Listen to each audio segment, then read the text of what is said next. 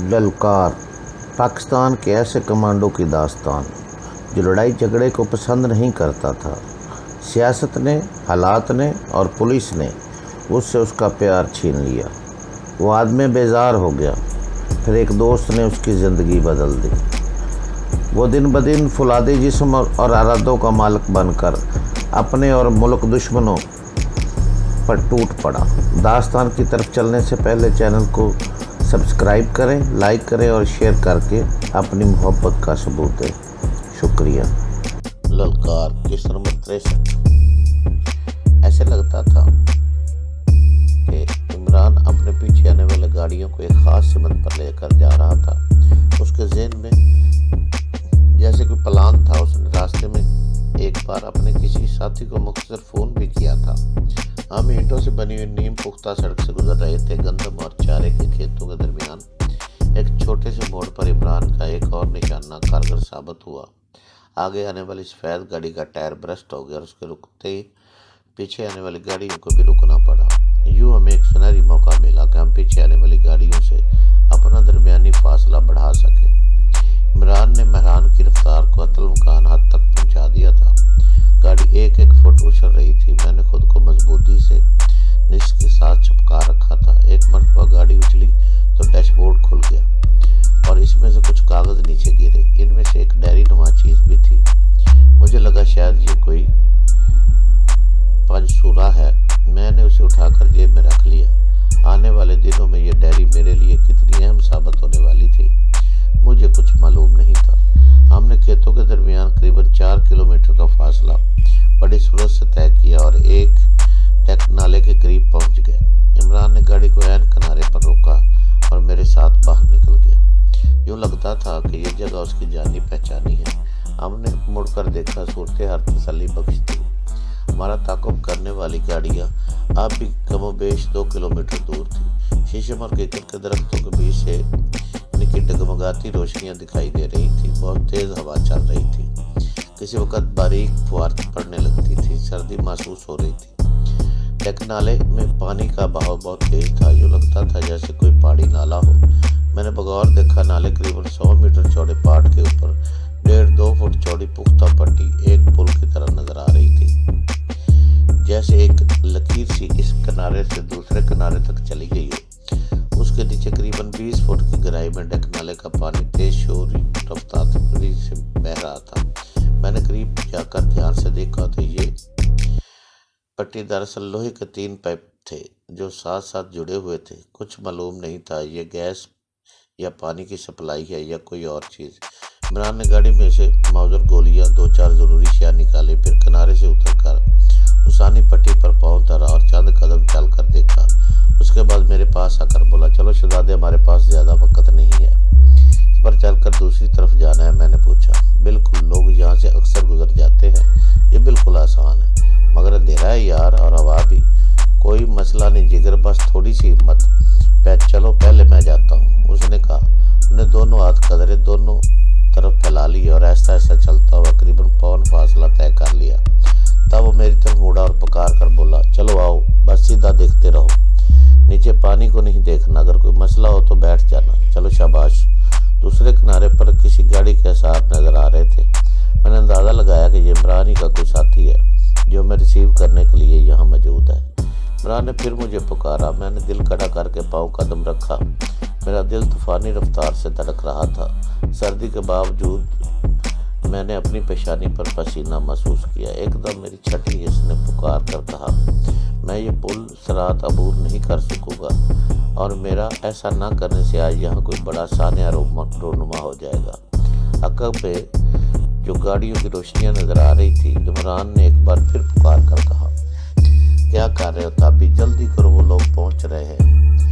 मैं एक बार फिर अपनी ज़हनी जिस्मानी क़ुव्वतों को जमा किया। आगे बढ़ना चाहा मगर कुछ न हो सका।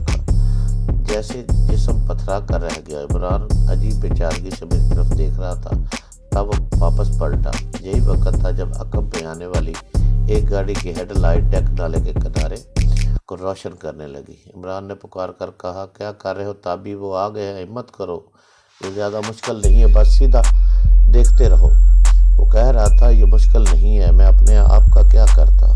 गुजरे हुए 9 سال میں میں نے کہاں کہاں خود سے کہا تھا یہ مشکل نہیں ہے، یہ مشکل نہیں ہے، تابش تم یہ کر سکتے ہو، تھوڑی سی ہمت کرو، قدرت نے تمہیں بھی 2 ہاتھ 2 پاؤں دیے ہیں، صحت مند جسم دیا ہے، پھر تم کیوں نہیں کر سکتے جو کرنا چاہتے ہو؟ کیوں ہر دشوار گھڑی میں پسپائی تمہارا مقدر ہو جاتی ہے؟ تم اپنا حق کیوں نہیں مانگ سکتے؟ کسی غاصب کا گریبان کیوں نہیں پکڑ سکتے؟ کسی جابر کا پنجہ کیوں نہیں مروڑ سکتے؟ تم آزمائشوں کے ساتھ ہتھیار کیوں نہیں ڈال دیتے ہو؟ کتنی بار یہ سوال میں نے خود سے پوچھے تھے، کتنی بار بیچارگی کے پسینے میں ڈوب گیا تھا۔ آج اس پرآشوب رات میں اس شور مچاتے پانی کے کنارے میں ایک بار پھر اسی بیچارگی و ناتوانی کا شکار تھا، اور اس میں میرا کوئی قصور نہیں تھا۔ میں تھا ہی ایسا، اور اکیلا ہی نہیں تھا، شاید مجھ جیسے ہزاروں لاکھوں بلکہ لاتعداد لوگ تھے جو غیر معمولی ہمت نہیں رکھتے تھے، جو عام تھے اور شاید عام سے بھی کم، کچھ کم۔ اس میں ان سب کا کیا قصور تھا؟ شاید وہ میری طرح خود کو بدلنے کی کوشش کرتے تھے مگر بدل نہیں سکتے تھے، وہ اپنی فطرت کے اسیر تھے۔ عمران میں یہ نہیں کر سکتا، میں کہا اور گھٹنوں کے بل بیٹھ گیا۔ گاڑیاں بالکل کنارے پر پہنچ گئی تھی، ان کی ہیڈ لائٹس نالے کے ایک طرف کے کنارے کو روشن کر رہی تھی۔ یہاں تیز ہوا میں لہلاتے سرکنڈے بوتوں کے رقص کا منظر پیش کرتے تھے۔ تعاقب کرنے والوں کی وحشی آوازیں میرے کانوں سے ٹکرانے لگی۔ عمران ایک جان لیوا دوراہے پر تھا، وہ مجھے چھوڑ نہیں سکتا تھا، اور اب واپس میری طرف آنا بھی اس کے لیے ازحد خطرناک تھا، مگر وہ انوکھا تھا۔ اس کے سینے میں ایک فولادی دل دھڑکتا تھا، اور اس فولادی دل میں محبت کا سمندر ہلکورے لیتا تھا۔ وہ واپس میری طرف آیا۔ اسے نہیں آنا چاہیے تھا، اسے نہیں آنا چاہیے تھا۔ سیٹھ سراج کی للکارتی ہوئی آواز میرے کانوں میں پڑی۔ وہ دیکھو، وہ ہے، وہ آ رہا ہے۔ نے عمران کو دیکھ لیا۔ میں بھی عمران کو دیکھ رہا تھا۔ وہ دونوں بازو پھیلا کر حتی الامکان تیزی سے میری طرف بڑھ رہا تھا۔ شاید اب اس کی خواہش یہ تھی کہ وہ مجھ تک پہنچے اور مجھے لے کر کنارے کے سرکنڈوں میں اجل ہو جائے۔ یہی وقت تھا جب یکے بعد دیگرے 2 فائر ہوئے۔ میں نے ہیڈ لائٹس کی روشنی میں صاف دیکھا ہے گولی عمران کے دائیں کندھے پر لگی۔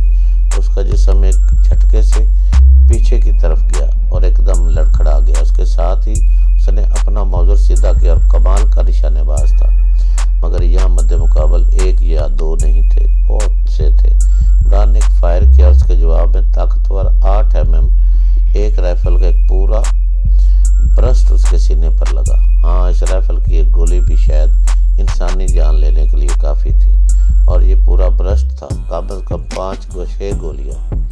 وہ اچھلا اور سر کے بل ڈیک نالے کے تنوں تیز پانی میں جا گرا۔ یہ اپنے یار کی آخری جھلک تھی جو میں نے دیکھی۔ اس کے بعد میں جیسے کچھ دیکھنے کے قابل ہی نہیں رہا۔ مجھے یوں لگا جیسے اس پرآشوب رات میں اس ڈیک نالے کے کنارے ان سرکنڈوں میں عین اس وقت زمین کی گردش تھم گئی ہے اور کائنات ختم ہو گئی ہے۔ وہ ایسے جائے گا اتنی جلدی، اتنا اچانک، ایسا غیر متوقع۔ میں کچھ دیر کے لیے شاید سکتے میں چلا گیا، جیسے دل سینے میں پھٹ جائے گا، نبضیں تھم جائیں اور آنکھیں پتھرا جائیں۔ پھر اچانک مجھے محسوس ہوا کہ میرے جسم کی ساری توانائی میری ٹانگوں میں منتقل ہو رہی ہے۔ جسم میں موجود خون کا ہر قطرہ میرے پاؤں کی طرف دوڑ رہا تھا۔ یہ شاید زندگی بچانے کی وہ فطری خواہش تھی جو قدرت نے ہر جاندار کی جبلت میں نصیب کر رکھی تھی۔ ایک قیامت کا جھٹکا سہنے کے بعد میرے اندر بھی یہ خواہش جاگی اور میں اندھا دھند سرکنڈوں میں بھاگ کھڑا ہوا۔ وہ دیکھو، وہ جا رہا ہے۔ ایک بار پھر سیٹھ کی منحوس آواز ہوا میں تیرتی ہوئی میرے کانوں سے ٹکرائی۔ یہ آواز کم و بیش 40 میٹر دور سے آئی تھی اور اس کا رخ میری دائیں جانب سے تھا۔ مجھے لگا کچھ لوگ للکارتے ہوئے میرے پیچھے دوڑے۔ تب یکے بعد دیگرے 3 فائر ہوئے۔ ایک گولی بالکل میرے پاس سے گزری۔ میں نے اس مہلک شیشے کی قاتل سنسناہٹ اپنے سر کے عین اوپر سنی تھی۔ مجھے محسوس ہوا اگلی گولی میری کمر یا سر کے پچھلے حصے میں کہیں لگے گی۔ گولی لگنے کا احساس کیا ہوگا؟ کیا میں وہ تکلیف سہ سکوں گا؟ کیا میں فوراً گر پڑوں گا؟ کیا میری موت آنن فانن ہو جائے گی؟ ایسے کئی سوال سیکنڈ کے مختصر وقفے میں میرے دماغ کے اندر چمکے اور اوجھل ہو گئے۔ بس مجھے اتنا یاد ہے کہ میں اندھا دھند بھاگ رہا تھا۔ میرے راستے میں اونچے سرکنڈے تھے، خورو جھاڑیاں تھی اور کیچڑ تھا۔ میں گر رہا تھا، اٹھ رہا تھا، پھسل رہا تھا، لیکن کسی نہ کسی طرح آگے بڑھتا جا رہا تھا۔ میرے پیچھے آنے والے اندازاً 100 قدم کی دوری پر ہو گئے۔ دفتر مجھے لگا میرے پاؤں کے نیچے سے زمین نکل گئی